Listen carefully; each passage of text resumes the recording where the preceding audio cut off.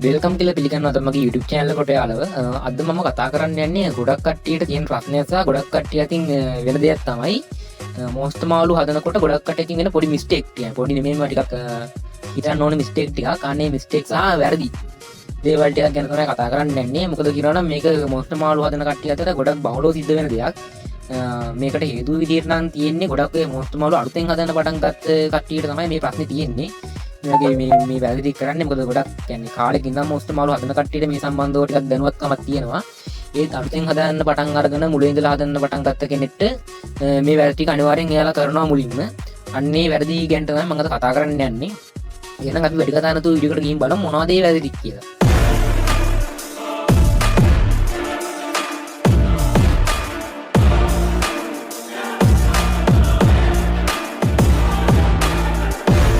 හරියනම් මම කිව්වාගේ අද මම කතා කරන්නේ මොස්ට් මාළු හදන කට්ටිය අතින් සිද්ධ වෙන වැරදි ගැන. එතකොට මේකේදී මූලික කියන්නේ ප්‍රධාන වැරදි කිහිපයක් තියෙනවා. මම ප්‍රධාන වැරදි ගැන විතරයි මේ විදිහට කතා කරන්නේ.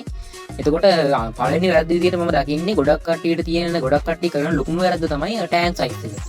ඒ කියන්නේ මාළුන්ට ගැලපෙන්නේ නැති පොඩි ටැංකයක් මාළුන්ට දෙන එක. ඒ කියන්නේ මෙහෙමයි දැන් ඔය ගොඩක් කට්ටිය හිතන්නේ මොස්ට් ටැංකයක් ගත්තාම අඩි 4-5ක් පළල ලොකු සාමාන්‍ය ටැංකයක් තියෙන්නේ. ඒත් ඔයාලා දැනගන්න ඕනේ දෙයක් තමයි මොස්ට් මාළුවෙට ටැංකිය ප්‍රමාණවත්ද කියන එක.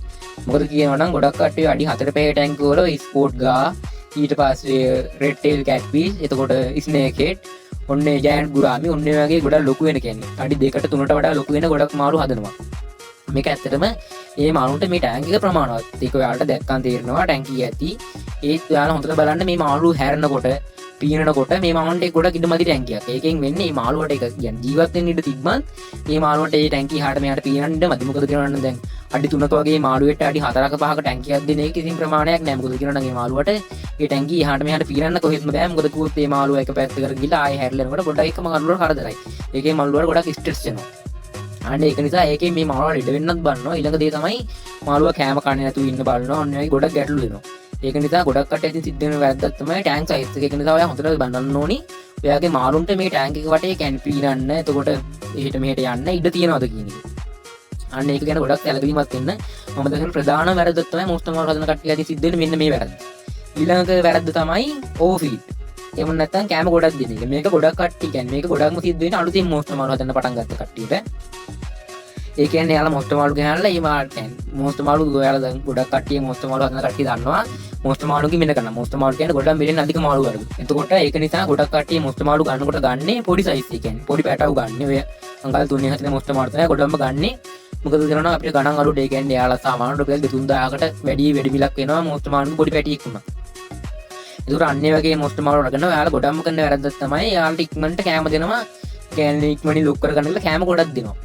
ඒක නිසා කියන්න තියෙන්නේ මෙමය මොස්ට් මාළු සහ අනිකුත් මාළු මොන මාළුව ගත්තත් කෑම ගොඩක් දුන්නා කියලා මාළුවගේ වර්ධන වේගය වැඩි වෙන්නේ නැහැ ඇත්තටම. කෑම වලින් වර්ධන වේගයක් සාමාන්‍ය සාපේක්ෂව වර්ධන වේගයක් ඇති වෙනවා. නමුත් කෑම විතර ප්‍රමාණවත් නැහැ මාළු විතර ලොකු වෙන්නේ. ඒක නිසා ඒ කියන්නේ කෑම ගොඩක් දෙන එකකින් වෙන්නේ මාළුව ලෙඩ වෙන එක. මොකද කියනවා නම් මේ මාළුවට ඒ කියන්නේ කාලා ඕවර් ෆීඩ් වල මාළුවට දරා ගන්න බැරි තරම් කෑම ප්‍රමාණයක් කෑවට පස්සේ ඒකේ මාළුවට දිරව ගන්න බැරි වෙනවා. ඊට පස්සේ මාළුව ලෙඩ වෙන්න බලනවා. ඔයාලා දෙන කෑම නොකා ඉන්න බලනවා. ඒ වගේම තමයි අර ටැංකියේ තියෙන වතුර ක්වොලිටිය පොඩ්ඩක් අඩු වෙනවා. ගොඩක් අඩු වෙනවා. අන්න ඒ වගේ ගොඩක් ගැටලු වෙනවා මේ ඕවර් ෆීඩ් කරන නිසා. ඒ කියන්නේ ගොඩක් කෑම ඉක්මනට ජරා කරන එකකට ටැංකිය ගොඩක් ඉක්මනට ජරා වෙනවා. මොකද කන්න බැරි කෑම ටික ටැංකිය යටට බැහැලා ටැංකියේ තියෙන ඇමෝනියා මට්ටම සහ වතුර වල තියෙන ඇමෝනියා ප්‍රතිශතය වැඩි වෙලා ටැංකිය ජරා වෙනවා. අන්න ඒ වගේ දේවල් ගොඩක් සිද්ධ වෙනවා මේ ඕවර් ෆීඩ් කිරීම නිසා. ඒක නිසා මේකත් ගොඩක් කට්ටිය බහුලවම කරන වැරද්දක්. ඊළඟ වැරද්ද තමයි මේක ගොඩක් කට්ටිය නොසලකා හරින දෙයක්. මොකද කියනවා නම් වෝටර් චේන්ජ් කිරීම. ඒ කියන්නේ ගොඩක් කට්ටිය හිතන්නේ මොස්ට් මාළුන්ගේ වතුර චේන්ජ් කරන්න ඕනේ නැහැ කියලා. ඇත්තටම නැහැ. එහෙම දෙයක් නෙමෙයි. මොකද ගොඩක් කට්ටිය මොස්ට් ටැංකි ගත්තාම මම ගොඩක් දැකලා තියෙන ටැංක්ස් තියෙනවා. ගොඩක් අත්දැකීමින් කියන්නේ මම දැකපු ගොඩක් බොහෝ ටැංක් වල එයාලා වතුර සුද්ධ කරන්නේ නැහැ. වතුර මොස්ට් ටැංක් එක ගත්තාම වතුර කොළ පාටයි. ඒකට හේතු විදියට ඇහුවන් එයාලා කියන්නේ මොස්ට් මාළුන්ට එහෙම ලොකුවට වතුර චේන්ජ් එකක් ඕනේ නැහැ. ඒකේ මාළුන්ට ලොකු ගැටලුවක් නෙමෙයි කියලා ඇත්ත. මොකද කියනවා මොස්ට් මාළු කියන්නේ ගොඩක් හොඳ දරා ගැනීම ශක්තියක් තියෙන මාළු වර්ගයක්. මාළු වර්ග වලට ඒත් මේ මාළුන්ට දරා ගැනීම හැකියාවක් සහ ශක්තියක් තියෙන එක ප්‍රමාණයක් තියෙනවා. ඒ වගේ කියන්නේ එහෙම මොස්ට් ටැංකියක් වුණත් මොන මාළු ටැංකියක් වුණත් දැන් ගොඩක් කට්ටිය පොඩි මාළුන් ටැංක් නම් ටක් දාලා සතියට දෙපාරක් විතර වෝටර් චේන්ජ් කරලා ටැංකිය සුද්ධ කරලා ක්ලීන් කරලා හදනවා. නමුත් මොස්ට් ටැංකියක් ගත්තාම මාසෙකට එක දවසයි එහෙම නැත්නම් මාස දෙකකට සැරයක් වගේ මොස්ට් ටැංකියක් කියලා ක්ලීන් කරන්නේ. ඒක මේක දරා ගන්න පුළුවන් මාළු නේ. කියන්නේ මොස්ට් ටැංක් අපිරිසුදු ටැංක් එකක ඉන්න පුළුවන් මාළු. ඒ කියන්නේ ඔය ජයන්ට් ගුරාමි, ඊකට ඇලිගේටර් ගා, ඊට පස්සේ ඔය රෙඩ් ටේල් කැට්ෆිෂ්, ඔන්න ඒ වගේ මාළු කිහිප දෙනෙක් ඉන්න. මේ මාළුන්ට කිසිම ගැටලුවක් නැහැ. සාමාන්‍යයෙන් හොඳින් ජීවත් වෙන්න පුළුවන්. හැබැයි එහෙම ඉන්න බැරි මාළු නෑ. කියන්නේ ස්නේක් හෙඩ්, චන්නා ෆිෂ්, ඊට පස්සේ ස්පොට් ගා, ඊට පස්සේ ඉඩේෂන් ෂාක් කැට්ෆිෂ්, ඉතින් ඇලිගේටර් පාවා ඇලිගේටර් ගාගේ ගත්තා. ඇලිගේටර් ගා පවුල ඉන්න ගා පවුල ඉන්න වෙන වෙන මාළු වර්ග. ඒ කියන්නේ ගෝල්ඩන් ගා, ඊට පස්සේ ඇල්බයිනෝ ගා, ඊට පස්සේ තව ඇරවානා වර්ග. මෙන්න මේ මාළු වර්ග වලට මේ ටැංකිය ජරා වෙලා කොළ පාට හැදිච්ච වතුර වල ඉන්න එක කොහෙම සුදුසු නෑ. මොකද කියනවා නම් මෙයාලා ගොඩක්ම ඉන්නේ පිරිසිදු වතුරේ. එතකොට අනිවාර්යෙන් ඔයාලා මොස්ට් ටැංකියක් හැදුවට වතුර චේන්ජ් නොකර ඉන්න එපා. අඩුම වශයෙන් සතියකට දෙපාරක්ව වතුර චේන්ජ් එකක් දෙන්න. ඒ කියන්නේ එමය. අපි හිතමු මොස්ට් ටැංකියක් හදනකොට වතුර ගොඩක් යනවා. ඒක ඇත්ත. ඒකට චේන්ජ් කරන්න කරදරයිනේ. එහෙනම් ඔයාලට කරන්න තියෙන්නේ ඔයාලට සතියකට සැරයක් වතුර 125ක් ටැංකියෙන් අයින් කරන්න. 150ක් අයින් කරන්න බෑනේ. 125ක් අයින් කළා 25 පුරවන්න. ඒකෝ ලොකු ගැටලුවක් නෑ. ඉක්මනට වතුර නරක වෙන එක ගොඩක් අඩු වෙනවා. අන්න ඒක නිසා අනිවාර්යෙන් සතියකට සැරයක්වත් වතුර ටැංකිය මට්ටමින් 125ක්වත් අයින් කරලා ඒ 125 ෆිල් කරන්න. මොකද කිව්වොත් ඒක ගොඩක්ම අනිවාර්යෙන් කරන්න ඕන දෙයක්. එහෙම නතුරුත් වෙන්නේ මාළුන් ලෙඩ වෙන්න බලනවා. මොකද මම වරල් වලට ගොඩක්ම වස්නේ ඉන්න වරල් සහ කරමල් අතර පස් වෙනවා. මොකද වරල් දී වෙන්න බලනකොට කරමල් අතර පොඩි පොඩි ලෙඩ කියන්නේ බැක්ටීරියා ආසන්නක ඇති වෙනවා. අන්න ඒක නිසා අනිවාර්යෙන් මොකට චේන්ජ් එකක් කරන්න. ඊළඟට මම දකින්නේ ගොඩක් ප්‍රධාන වැරද්දක් තමයි වැරදි මාළු කියන්නේ වැරදි මාළු එකට හදන එක. කියන්නේ ගොඩක් කට්ටිය ඇග්‍රෙසිව් මොන්ස්ටර් මාළු සහ නිකන් කියන්නේ සාමකාමී මොන්ස්ටර් මාළු යන දෙවර්ගයම එකට හදන්න try කරනවා. ඒකෙන් වෙන්නේ මේ මාළු ෆයිට් කරගෙන මාළු දෙපාර්ශ්වයටම ගොඩක් ඩැමේජ් වෙනවා. මොකද කියනවා නම් ඇග්‍රෙසිව් මාළු ඉන්නවා සාමාන්‍ය ටික සයිස් එකෙන් පොඩි. ඒ සාමකාමී මාළු ඉන්නවා ඇග්‍රෙසිව් මාළුට වඩා ටිකක් ලොකුයි. අන්න ඒ වගේ කියන්නේ සයිස් දෙකක් අතර වෙන මාළු. ගොඩක්ම මේකට බලපාන්නේ ඔය පිරානා, ඊට පස්සේ ඔය චන්නා ෆිෂ්, අන්න ඒ වගේ මාළුත් එක්ක ඇග්‍රෙසිව් නැති මාළු. ඒ කියන්නේ ඔය ජයන්ට් ගුරාමි, ඊටකොට ඔය කැට්ෆිෂ් වර්ග, මෙන්න මේ වගේ මාළු එකට හදන එකෙන් ඔයාලට ගොඩක්ම වෙන දෙයක් තමයි චන්නා ෆිෂ් කියන්නේ ඇග්‍රෙසිව් මාළු විශේෂයක්. එතකොට යාලා ටට්ටක් ගාලා කියන්නේ අනිත් මාළුන්ට ගොඩක් කොටන්න බලනවා. හැබැයි ඔය ජයන්ට් ගුරාමි වගේ මාළු කියන්නේ ඇග්‍රෙසිව් නෑ. යාලා සාමාන්‍ය සාමකාමී මාළු විශේෂයක්. නමුත් යාලා හිටපු ගමන් ඇග්‍රෙසිව් වෙනවා. ඒකට මේ මාළුන්ට ඇටැක් එකක් ආවම යාලා ගොඩක් ඇග්‍රෙසිව්. අන්න ඒ වගේ මාළු දෙවර්ගයකට හදනකොට වෙන්නේ අර ඇග්‍රෙසිව් මාළුවා ගන්නේ ගොඩක් ඇග්‍රෙසිව් වුණත් එයාගේ ශරීර ප්‍රමාණයෙන් එයා කුඩයි. ඒත් අර ඇග්‍රෙසිව් නැති මාළුවගේ ශරීර ප්‍රමාණය ගොඩක් ලොකුයි. මොකද ගන්නේ චන්නා ෆිෂ් කෙනෙක්ට සාපේක්ෂව ජයන්ට් ගුරාමි කෙනෙක්ගේ වර්ධන වේගය වැඩි. එතකොට මේ මාළුවගේ ප්‍රමාණය ශරීර ප්‍රමාණය ගොඩක් වැඩි. එතකොට මේ මාළුවට ශක්ති ප්‍රමාණය වැඩි. එතකොට වෙන්නේ අර චන්නා ෆිෂ්ට ජයන්ට් ගුරාමිය කොටනවා. අන්න ඒකෙන් වෙන්නේ කියන්නේ හරියට කල්පනා කරන්නේ නොකර මාළු හදපුවම වෙන්නේ මේ මාළු දෙවර්ග අතර ප්‍රශ්නයක් ඇතුළේ එයාලා ෆයිට් කරලා මාළු දෙපාර්ශ්වයටම ලොකු ඩැමේජ් එකක් වෙනවා. මොකද කියනවා නම් මේ මාළුන්ට ලොකු ඩැමේජ් එකක් වුණාට පස්සේ ඒක සනීප වෙන ගොඩක් කාඩ යනවා. අනිත් එක තමයි මේ මාළු සනීප වුනේ නැත්නම් ඒකේ බැක්ටීරියා ආසාදන තුළ ඒ තුවාල ගොඩක් ලොකුවට වර්ධනය වෙලා මේ මාළුන්ගේ ජීවිතේට පවා එකේ ලොකු ගැටලුවක් එන්න පුළුවන්. අන්න ඒක නිසා අනිවාර්යෙන් ගාලා මාළු හදනකොට ඔයාලා පොඩ්ඩක් සර්ච් කරලා බලන්න මේ මාළුත් එක්ක මොන මාළු විශේෂද හදන්න පුළුවන් කියලා. කියන්නේ එක මාළු වර්ගات එක්ක හදන්න පුළුවන් වෙන වෙන මාළු වර්ග ටැංක් නේස්ලා වෙනයි. අන්න ඒක නිසා ඒක ගැන පොඩ්ඩක් ගොඩක් ලොකුවට සැලකිලිමත් වෙන්න ඕනේ. ඒක නැත්නම් ගොඩක් ලොකු ගැටලුවක් එන්න පුළුවන් ඔයාලට. ඊට පස්සේ මේ වැදගත්ම දේ තමයි ෆිල්ටර් යූස් කරන්න තියෙන්නේ. මොකද කියනවා ගොඩක් කට්ටිය මේක කරනවා. මොකද කිව්වොත් මොස්ටර් ටැංක් එකට ෆිල්ටර් එකක් දානකොට ගොඩක් ලොකු විදම තරන්න මොස්ටර් ෆිල්ටර් එකට.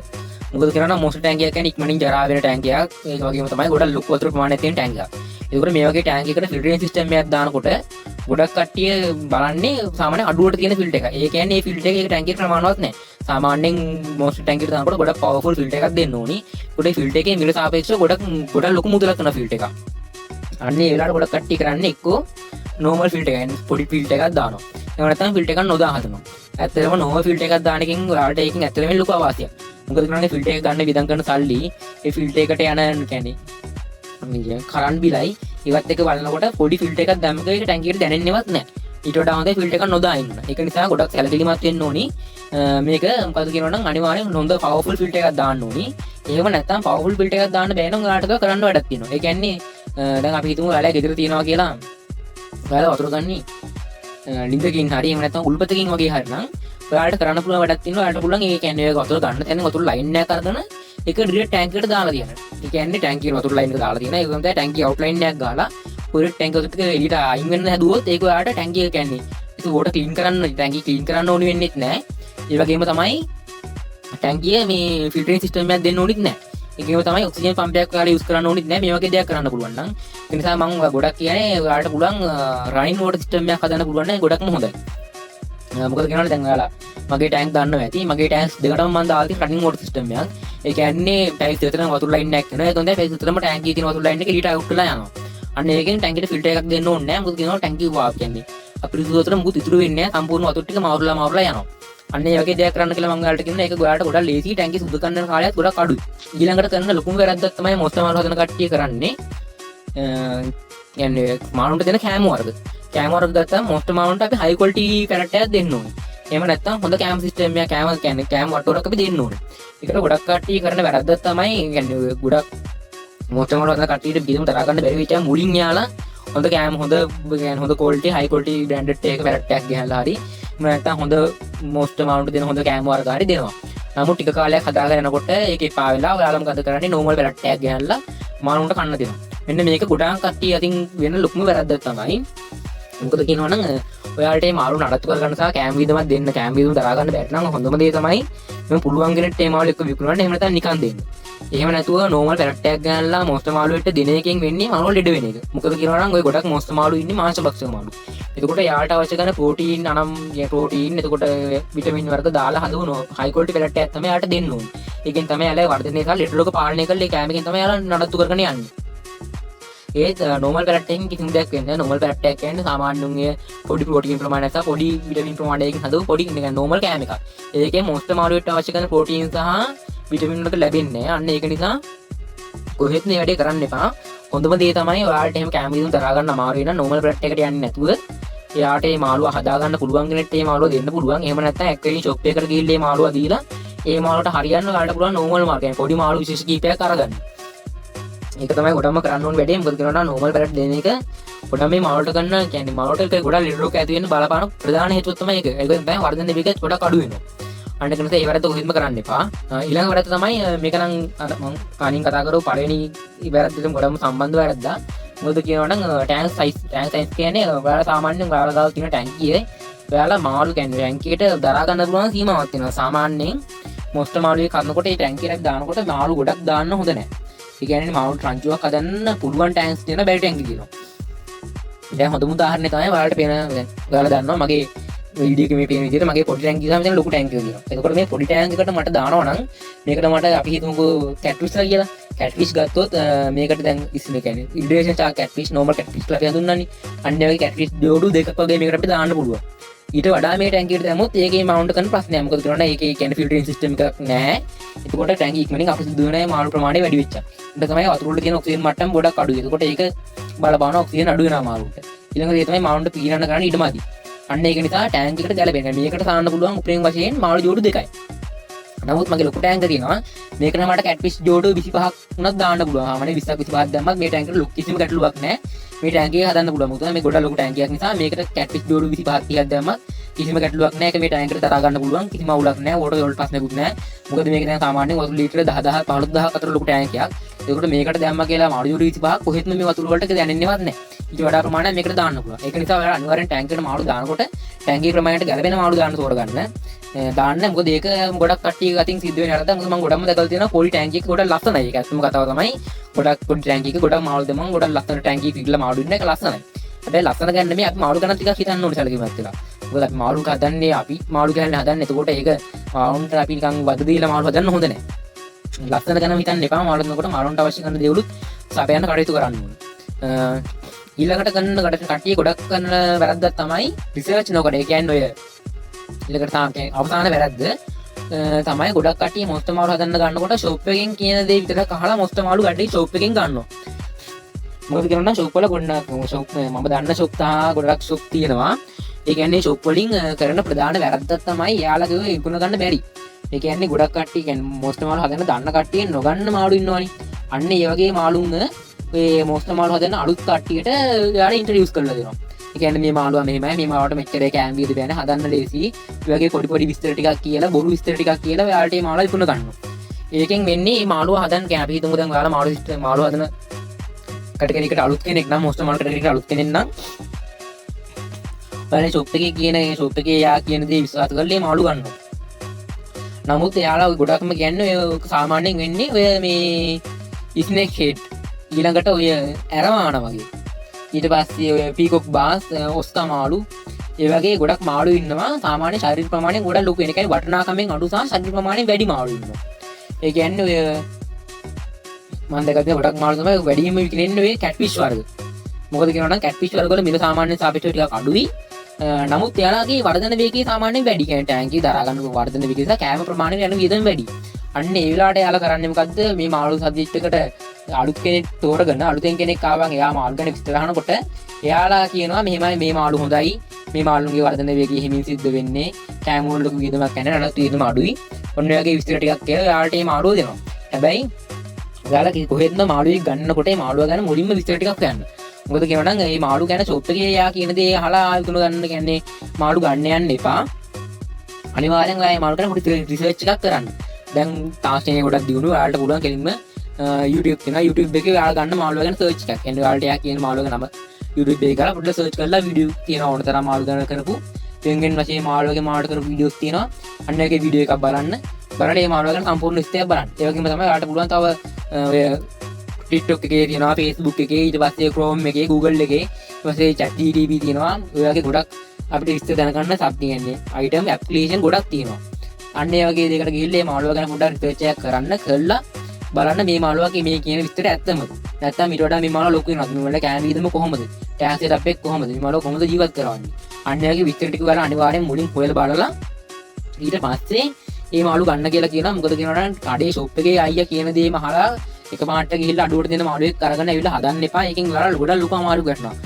මේකට හොඳම උදාහරණය තමයි ඇලිගේටර් මාළු. මොකද කියනවා නම් ඇලිගේටර් ගා මාළු මුලින්ම ආපු ගමන් අද ගොඩක් අඩුවට දුන්නේ. මට මතක විදියට ඇලිගේටර් ගා මාළු දුන්නේ රුපියල් කෙනෙක් 1500 2000 වගේ ආසන්නයකට තමයි මුලින්ම මේ මාළු ෂොප් වලට ආවේ. ඒත් එතකොට කට්ටියගේ මොකද්ද මේ මාළු මෙහෙමයි ගොඩක් කිසි ප්‍රශ්නයක් නැහැ මිලත් අඩුයි හොඳ මොස්ත මාළු වර්ගයක් කියලා කට්ටිය ගත්තා. හැබැයි ඒකෙන් උනේ මොකද්ද කට්ටිය නොදැන මේ මාළු වර්ධන හදන්න ගත්තා මේ මාළු කියන්නේ ගොඩක් ඉක්මනින් ලොකු වෙන මාළු ටිකක්. ඒ කියන්නේ සාමාන්‍යයෙන් මාසෙකට අඟල් 4-5 වගේ ඇලිගේටර් මාළු ලොකු වෙනවා. එහෙම ලොකු වෙලා ඊට පස්සේ තමයි ටැංකියෙන් අනිත් මාළුන්ට ඇටැක් කරලා මේ මාළු කාලා ටැංකිය සම්පූර්ණ විනාශ කරලා මේ මාළු ටට්ටක් ගාලා ලොකු වෙන්න ගත්තා. ඒකෙන් උනේ මොකද්ද මාළු ගත්ත කට්ටියට මේ මාළු හදා ගන්න බැරි වුණා. ටැංකිය සවුත් වුණා. අනිත් මාළුන්ගත් එයාලා අඩුවක් කන්න පටන් ගත්තා. ඊට පස්සේ මෙයාලා ටැංකියට කොටන ගත්තා. සාමාන්‍ය නෝමල් ටැංකියකට මේ වගේ ලොකු මාළු දරා ගන්න බෑ. මොකද උනාන පොඩි ටැංකියක් හදලා තියෙන පොඩි මාළුන්ට. ඒකට ඒ වගේ මාළු මේ මාළු කියලා ටැංකියට ඇටැක් කරපුවම ග්ලාස් එක ඩැමේජ් වෙනවා. ඊට පස්සේ ටැංකියේ ගම් එක සිලිකන් වලින් අල්ලලා තියෙන සිලිකන් එක ගැලවෙන්න බලනවා. මේ වගේ ගොඩාක් ප්‍රශ්න මොකක්ද උනේ මේ මාළුන්ගකට අට්ටක් ගාලා කට්ටිය කරේ ස්තෝවායක පරිසරවලට මුදා හැරි. ඒකෙන් උනේ මාළු තහනම් වෙච්ච එක. මේක තමයි මේකට දෙන්න තියෙන හොඳම උදාහරණය. ඒක නිසා කොහෙත්ම ෂොප් එකක කෙනෙක් කියන දෙයක් සහ ඔය නිකන් කෙනෙක් කියන දෙයක් අහලා මාළුවෙක් ගන්න යන්න එපා. ඔයාලා පෞද්ගලිකව හොයලා බලන්න මේ මාළුව ගැන කියන විස්තරය ඇත්තද කියලා. ඒ හොයලා බලලා මේ විස්තර ටික සම්පූර්ණ මාළුව ගැන විස්තරයක් සාමාන්‍ය සම්පූර්ණ නැත්නම් දල වශයෙන් හරි විස්තර ටිකක් දැනගෙන ඊට පස්සේ මේ මාළුව ගන්න කියලා කියනවා. ගොඩක් කට්ටියට වෙන මේක වැරද්දක් නෙමෙයි නොසලකිලි රැවටෙන දෙයක් තමයි මේක. කියන්නේ ෂොප් වල අයලා ඔයාලා රවට්ටන දෙයක් තමයි මේක. ඒක නිසා අනිවාර්යෙන් මේක ගැන ගොඩම සැලකිලිමත් වෙන්න කියලා කියනවා. එතකොට මොස්ටර් මාළු හදනකොට සහ හදන්න පටන් ගන්න කෙනාට ප්‍රධාන වශයෙන් කියන්න තියෙන්නේ මෙන්න මේ කරුණ ටික තමයි. මොකද කියනවා නම් ගොඩක් කට්ටියන් සිද්ධ වෙන්නේ මේ වැරදි කිහිපේ තමයි ප්‍රධාන වශයෙන්ම. ඒ වගේම තමයි ඔයාලා මොස්ටර් මාළු හදන්න ඉන්නවා නම් සහ දැන්වත් හදනවා නම් මේවට ටික කරනවා නම් අනිවාර්යෙන් මේ වීඩියෝ එක බලන්න කියලා කියනවා. ඒක නිසා මේ වීඩියෝ එකට වැදගත් වුණා නම් අනිවාර්යෙන් වීඩියෝ එක ලයික් එකක් දාන්න. ඒ වගේම තමයි මේ වීඩියෝ දිගටම බලන්න අපේ channel එක subscribe කරලා bell icon එකත් ඕල් දාලා තියාගන්න. ඒ වගේම තමයි ඔයාලගේ විස්තර සහ ඔයාලා ගාව ඉන්න මාළු වලට ගැන පල්ලෙන් කමෙන්ට් එකක් දාගෙන යන්න. තමයි දැනගන්න දෙයක් තියෙන එකක් පහින් කමෙන්ට් එකක් දාන්න. ඒ වගේම ඔයාගේ මොස්ටර් මාළු හදන සහ හදන්න ඉන්න යාළුවන්ට බලන්න මේ වීඩියෝ එක අනිවාර්යෙන් share කරන්න. දැන් අතර ගිහින් එන්න. අයිත් මේ වගේ වීඩියෝ එකකින් හමු. සුබ දවසක්.